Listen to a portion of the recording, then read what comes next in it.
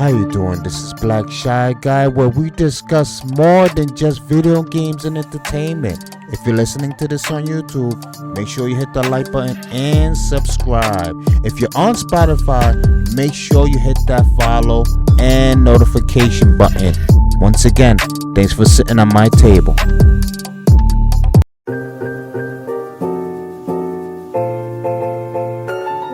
And we're going to discuss the Uvalde shooting that happened in Texas. This situation has a lot of people divided, and also, I'm not gonna lie, I have gotten into not arguments, but let's say disagreements, and I'm not gonna lie, it hasn't gotten hostile, not at all. It's just disagreements. Has it gotten heated? Yes, it's gotten heated, but a lot of people are talking about this situation and blaming the one thing that it's not at fault, and that is guns. Listen, and I know a lot of people are going to take a big issue when they hear me say that the guns in this country are not the problem. Listen to me before we continue. The guns are not the problem. Guns can't kill people by themselves. People kill people. People kill people. If guns are removed, do you think somebody with evil intent is going to stop just because there are no guns? They're going to get something else. They're going to get a knife. They're going to use their own vehicle, a bat.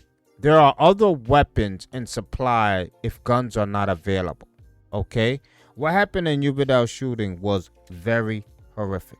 Okay? A lot of people are blaming the NRA that they haven't stepped up and done anything. How can you blame the NRA? The NRA has nothing to do with what happened in Texas. What happened in Texas was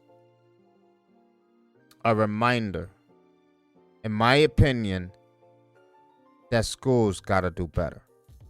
And I understand there's a lot of schools that have security. There's a lot of schools that their doors are locked. It's almost impossible to get into school. But unfortunately, this school, the door were locked. But a teacher came out. A teacher came out when I believe she heard shots. And the gunman, I don't know, I believe shot at her. And she left the door open. She left the door partially open, and that's how the gunman that goes by the name of Rolando Ramos got in the building. Basically, before all of this happened, he shot his grandmother in the face. Okay? In the face. She survived. Luckily, she survived. Many blessings to that. She survived. But it's at 11:40 is when he gained entry into the school. 11:44, that's when the officers arrived. Seven of them entered the building. And it all ended when the border patrols came. Okay? It all ended when the border patrols came at 12:40 and killed them. Listen. But there was a situation when the cops came, and they were more worried about the parents trying to get into the school. they were more worried about the parents trying to get into the school. And that is one situation that I have to agree with the local authorities. And before the parents start screaming their lungs out, if they're listening to this podcast, the local authorities cannot allow you entry into the schools, because all you're going to do is get yourself killed. You have no weapon. You have no weapon whatsoever. You have no body armor. You're going to get yourself killed. Supposedly, a parent went inside and rescued her child or his child or whatever the case may be. It's not proven to be true, but that's the rumor that's going around, that a parent got inside and rescued their child and got out. But the reason I don't believe that is because you only grab your child and you left out. You didn't grab no other kid. But the problem the parents have is with the authorities. The authorities arrived into the building, like I said, at 11:40. They managed to get near the building. Obviously, the gunman proceeded to shoot at them while they were outside of the building. The officers circled the building. Okay, they circled the building, and I believe they checked room 102, 103, and 104. Went around, entered the building. The gunman basically, I don't know how he shot through the windows of 102, 103, and 104. I don't know how the gunman was shooting at them if he basically barricaded himself in rooms 111 and 112. I don't know how he shot at the officers when 102, 103, and 104 is at the opposite end of the hallway. But that's besides the point I'm trying to get to. The officers then proceeded around room 116, entered entry in the hallway, and found that the door basically leading to 111 and 112 was locked. They got it open, but 111 and 112 was locked. Okay. It is at this point that the officers took an hour to gain entry. And this is what the parents have a problem with, because they believe, and believe me, I was one of them. I was one of them that thought the officers weren't doing anything. But before I continue, I still believe the officers are at fault. They were not prepared for a situation like this. They were not prepared to do with a hostile target of this nature. There is no way in the world that you should be unprepared, so unprepared, that you're basically outgunned by a kid. That is inexcusable for the local authorities. And yes, they tried their very best with what they had within their power. They tried their very best. But it's inexcusable the preparation they had for something that popped off like this. The parents, on the other hand, are blaming them because the parents believe for 45 minutes, almost to an hour, the officers were not doing anything to help. And like I said, I was one of those people. Okay? Not the parents, but one of the people that is watching the news and hearing the information that's floating around. And finally, I waited and I seen all the details that happened, and it was released. And I still do blame local authorities for the unprepared tactics they had to deal with a situation like this. I do not blame them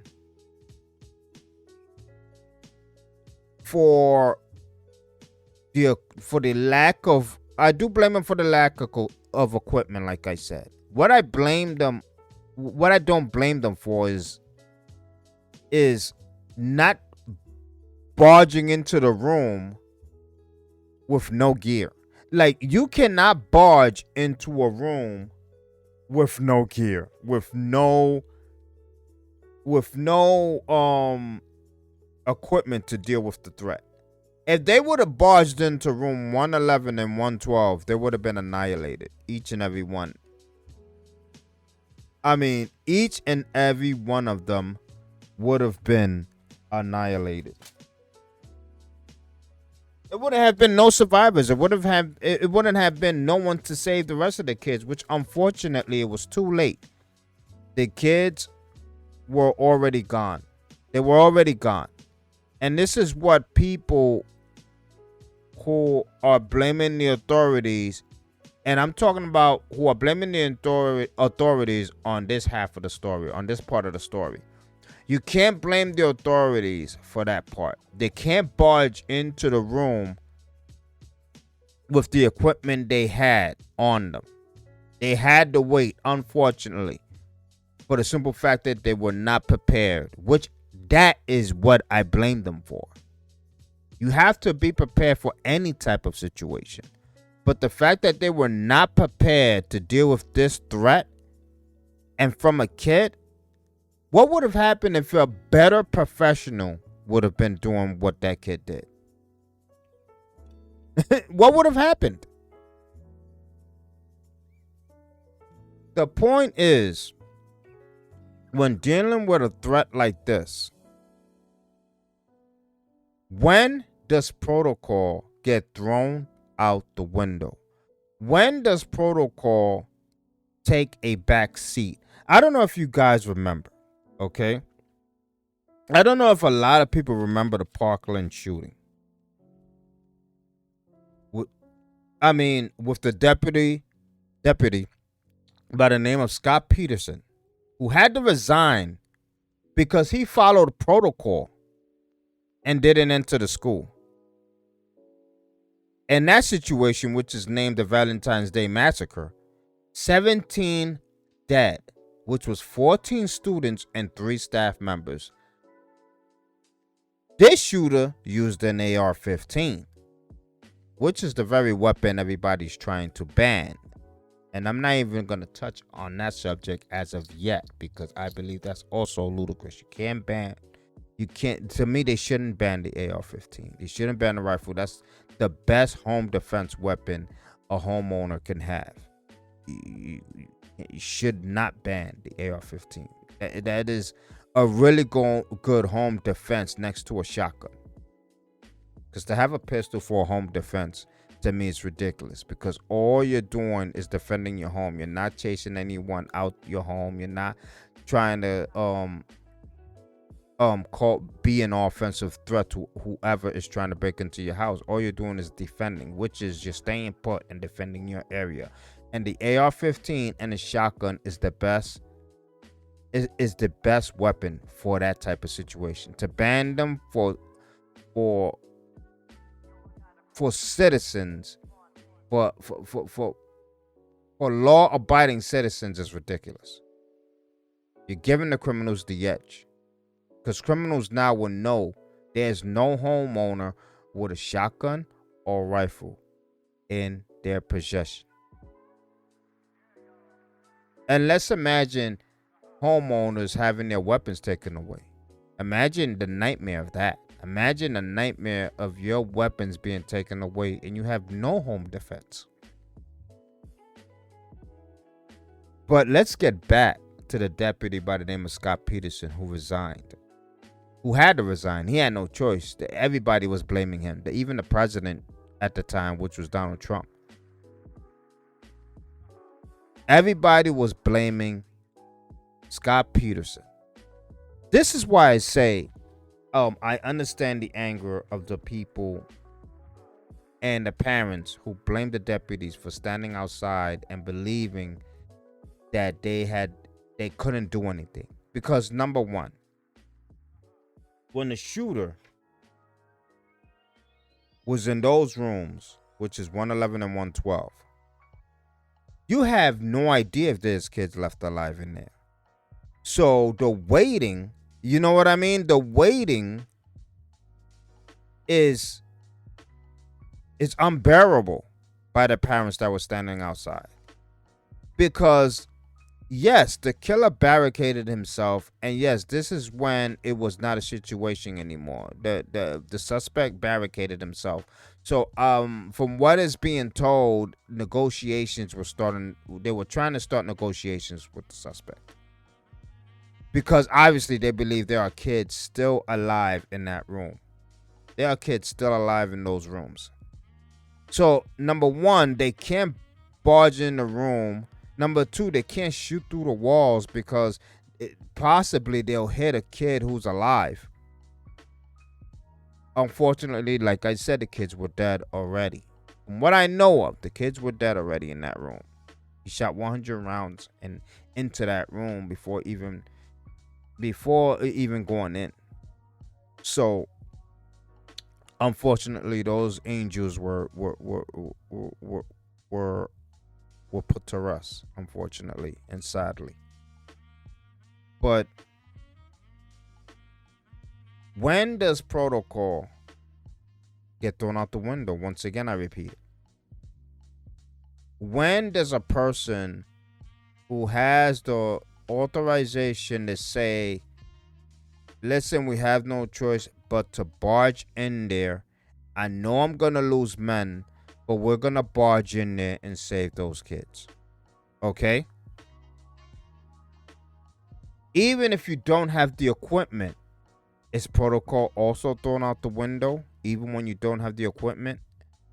It's a tough say, because to send local deputies into a building, into a room, matter of fact, a barricaded room where there's only one way entry,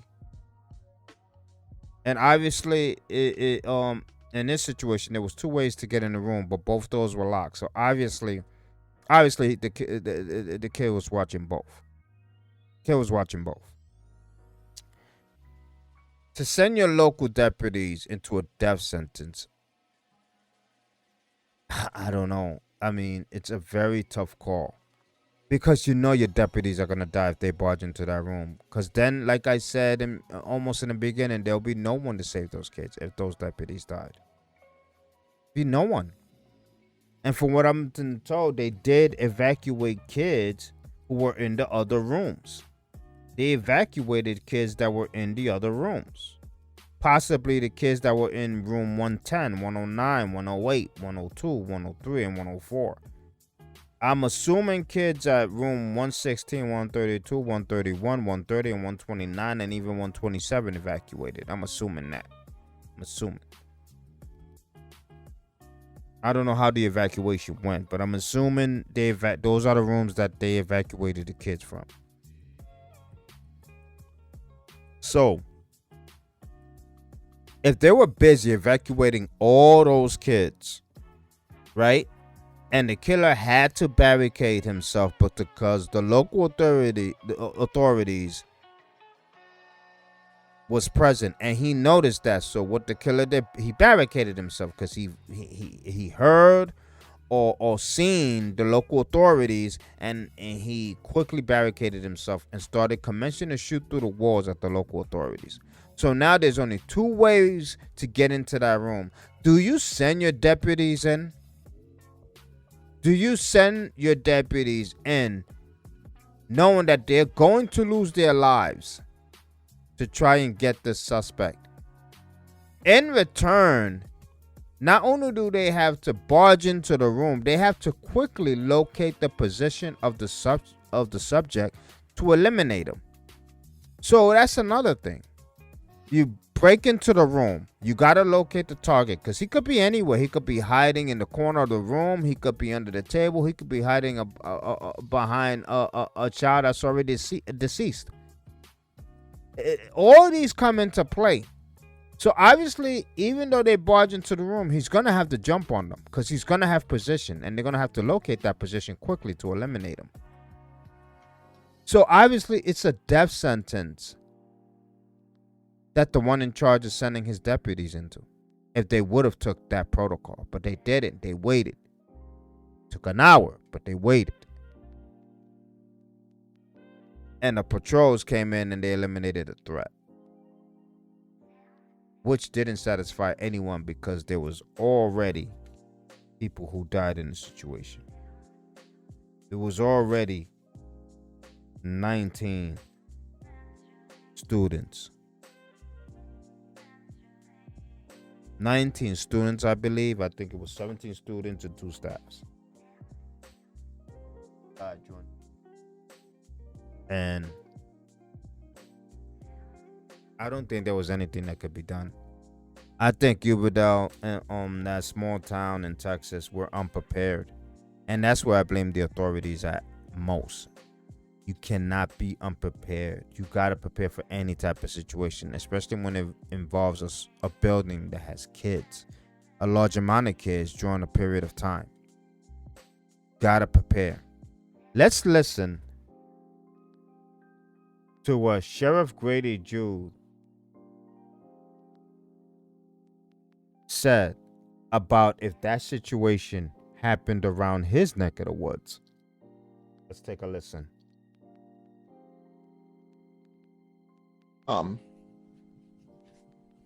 To a school in this county armed, we're going to do our best through either our guardians, our school resource officers, or our school resource deputy sheriffs to eliminate the threat outside of the school before they ever get to the children. We're trained to do that. Now, if you have trouble understanding that, let me give it to you in Polk County vernacular. This is the last thing you'll see before we put a bullet through your head if you're trying to hurt our children. We are going to shoot you graveyard dead if you come onto a campus with a gun, threatening our children or shooting at us. I'm sorry. Is that a baby? Yeah, but sleep. Do you want to put this here or? That is crazy. He is not playing around. Grady is not playing around. This is what we're talking about preparations. I don't care how small your town is. I don't care how small your city is. I don't care how small your borough, whatever. I don't care how small it is. You have to prepare for situations to protect the kids. And I blame that county for not being prepared. I don't, and I have to admit, a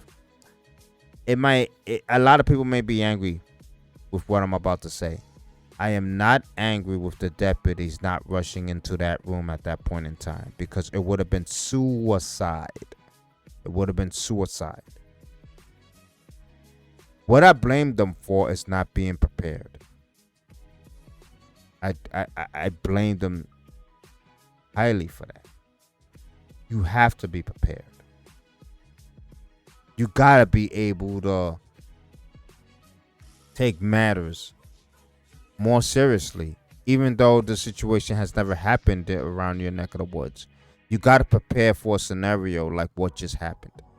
And believe you me, every school, every local authority who are not prepared for the situation, you bet your damn ass that they're preparing themselves now.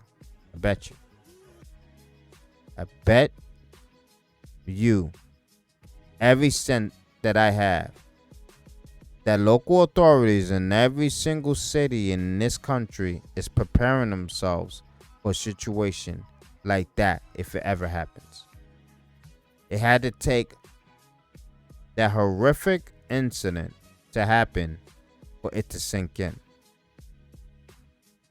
And hopefully the parents can get over. Obviously they're not ever gonna get over, but hopefully they find peace. You know what I mean? There's never gonna be, I don't think that there's ever gonna be closure with this. I think once again our country is divided, with people thinking on the left and the people thinking on the right. I can't believe though that people believe that taking guns away from law-abiding citizens will fix this problem. It's never gonna fix the problem. You take guns away, people who have evil intent, you're not gonna stop them. They have a passion. They want to cause harm. They are looking to cause damage, to be noticed. You're not going to stop them just because you took guns away. They're going to find another resource, another way to cause damage. The main problem in this country is mental health. The main problem in this country is the youths the young men more likely, who are causing the most horrific, the most heinous crimes in this country, have some type of issue dealing with mental health. I don't know what it is. I don't know what's causing. I don't know what's causing it. Maybe things that are happening at home, or maybe the internet. I mean, maybe the fact that they're exposed to a lot more in their young age. But something is causing the youths of this country to go crazy. And I believe that's the main problem happening. I believe that's what they need to tackle. Not taking the guns away. Not going after the NRA. Not protesting every NRA campaign. You're not doing anything. You're not tackling the main problem. The solution is to deal with mental health problems in this country.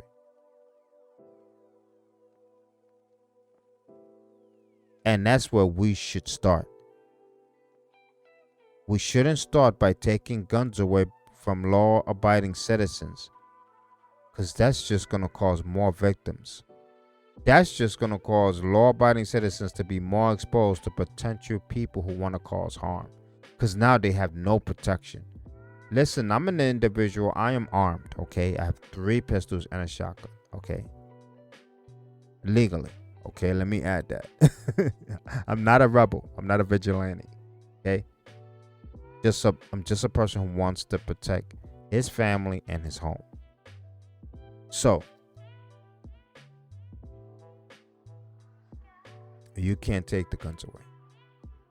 And I'm not saying it because I own guns. I'm saying it because I don't want to see more victims.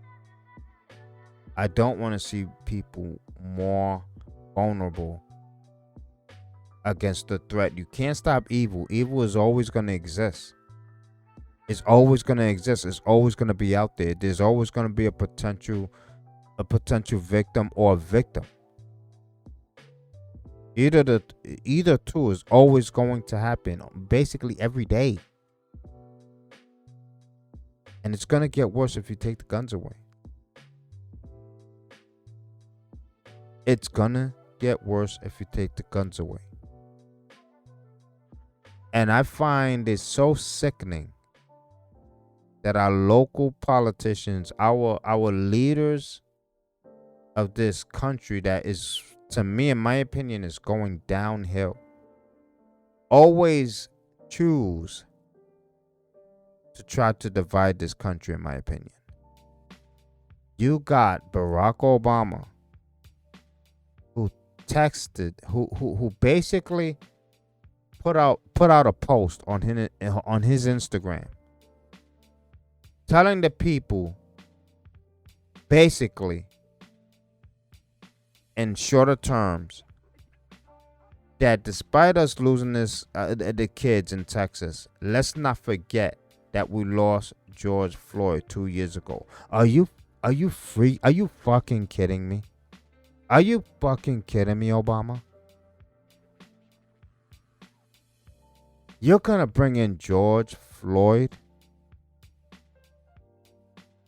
after babies perished by the hands of a gunman, by the hands of another baby?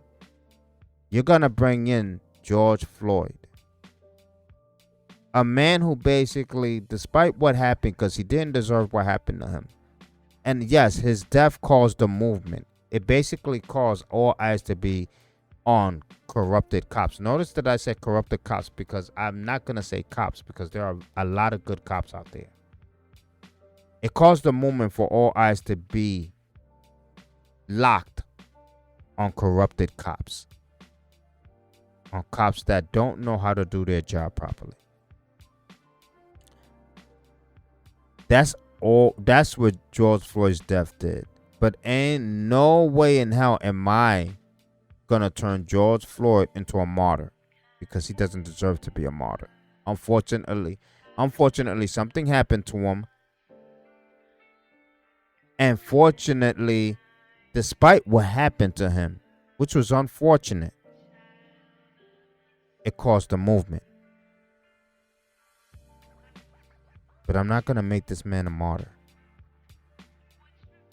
I'm not going to think of him. What a situation that happened in Uvalde, in Texas. I'm going to be thinking about those babies who didn't even live a quarter of their lives, who didn't experience anything in life as of yet. For that to happen to them, and for you to put up a post on Instagram, or most likely you also put it up on Facebook, to remember George Floyd is disgusting. Disgusting.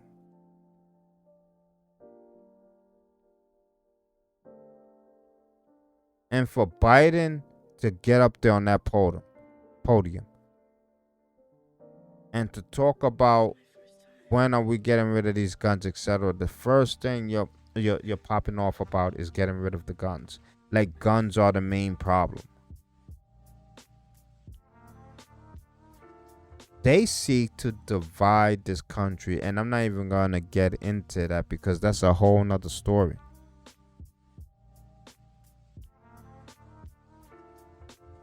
I think the parents have a reason to be upset.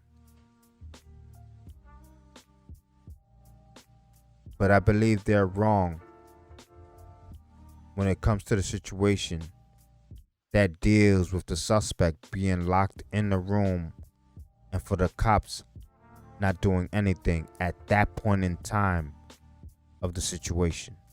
There's no way the cops should barge into that room. It's suicide. They're not proving anything to anyone by running into a room and getting killed like that.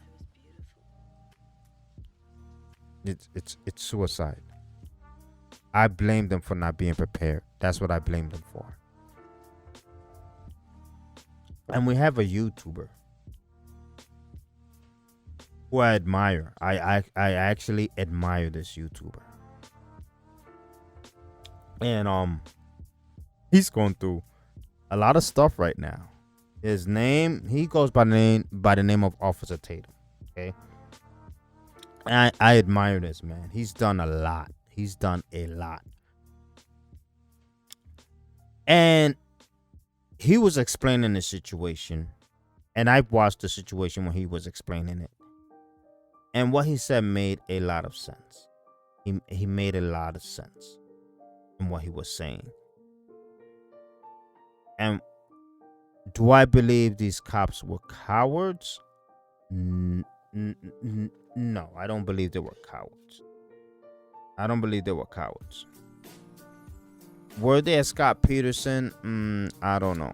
I mean, because Scott Peterson, unfortunately, was considered a coward because he followed protocol. And in this situation, the cops were following protocol yet again. Okay? Do I believe they were cowards? No. Do I believe things could have been done differently? I don't think so.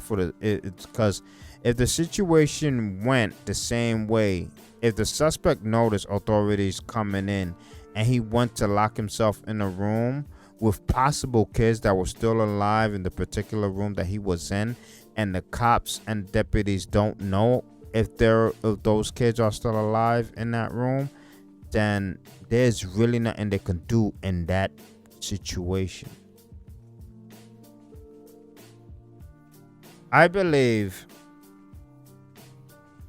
that when Officer Tatum on his channel was explaining this, that I believe at that part he was explaining, I believe he was right. But there's one thing that I don't agree with Officer Tatum about. Sometimes you gotta live and let live. Sometimes despite you being more right towards the situation, because I still haven't answered the question when it comes to protocol. Because I believe despite it would have been suicide, I think if they would have been prepared and trained for situations like that, I think protocol could be thrown out the window. If you have deputies that were well trained to barge into a locked room and to locate and eliminate the target. I think that could have honestly been done if there were trained authorities. But obviously at the time they didn't have no trained authorities around, because that's the approach they would have took. Because I don't believe that, in my heart of hearts, I do not believe that there were kids alive when the authorities got into that position with the suspect being locked in the room. I don't think there were no kids alive at that point. Because to hear kids screaming and dying, and for you to still be outside that door, I do not believe they themselves would have had the heart to just stay outside of that room. Because I know I wouldn't. I would not have had the heart to hear those kids dying and me not barging into that room. But it takes a particular person to do it. And a lot of people said, some people I spoke to said, well, it takes experience. No, it takes heart. Because you can have the experience and not have the heart. You're not going to barge into that room. You need to have the heart. There's some people who have courage in situations like that. And the situation I had a problem with Tatum about is, like I said, sometimes you gotta live and let live. Sometimes you gotta understand what you gotta really understand, and we all know that he's been in the force. We all know that he most likely possibly faced some type of threat while he was at his job. Sometimes you don't have to wear a uniform to be a hero, or to be motivated enough to run into danger. And that's what he doesn't understand to me. I really think he only believes that people who wear uniforms are the only courageous people around. Because in his argument he had with people during his YouTube channel, when he was talking about the situation, is that, well, you never wore a uniform. You never wore a uniform. You're a coward. Because basically they're not agreeing with what he's saying. It doesn't make them a coward for disagreeing, number one. I think he's wrong with that. It doesn't make them a coward just because they're not wearing a uniform. Because obviously you're going to pick the career you like. Just because you're not a cop does not make you a coward. Just because you're not a cop doesn't mean that you don't have the heart to run into danger.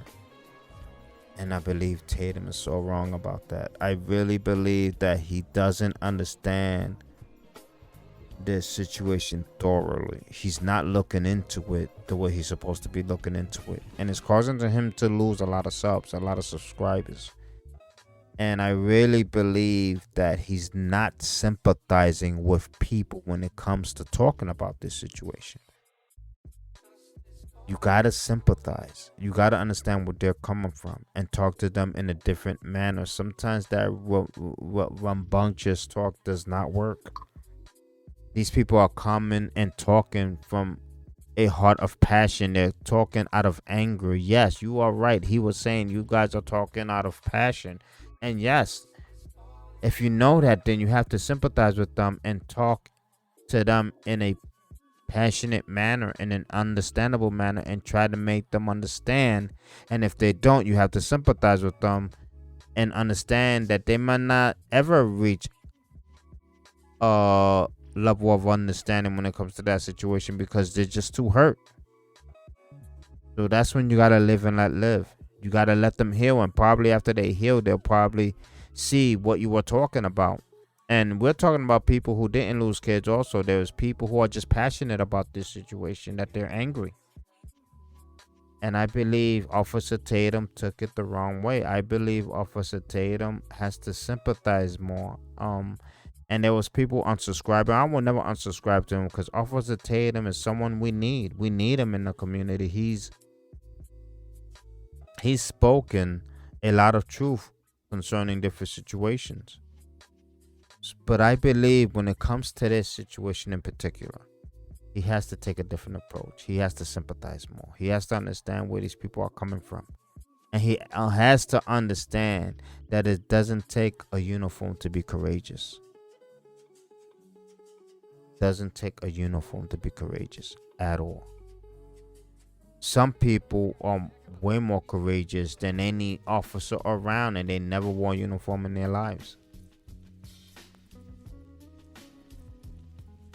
But my heart goes out to the people also in Buffalo, which is my neck of the woods, that was also killed. And not too long ago after that, the Uvalde situation, which my heart goes out to the families, friends, and even local authorities around that area. Same way as Buffalo, my heart goes out to everyone involved and local authorities as well. For the local authorities who had to go in there and put bodies in body bags. And that's why my heart goes out to the local authorities in the Uvalde situation, to go in there and put kids in body bags. I can't imagine what those officers went through doing that. That must have been unbearable to do. But that concludes my third episode in the Chi-Town podcast. Let me know what you think. Basically, obviously, if you're listening to this on YouTube, you can put your comments down. You can put your comments there. Make sure you express it in a respectful manner. Let me know what you think. I would really like to hear it. Let's have a decent discussion. Let's have a decent, respectful conversation about this. And we also have to understand anyone who thinks differently in the approach they would have taken if it was them. But anyway, this is Black Shy Guy. Thanks for sitting at my table. Marty. Peace!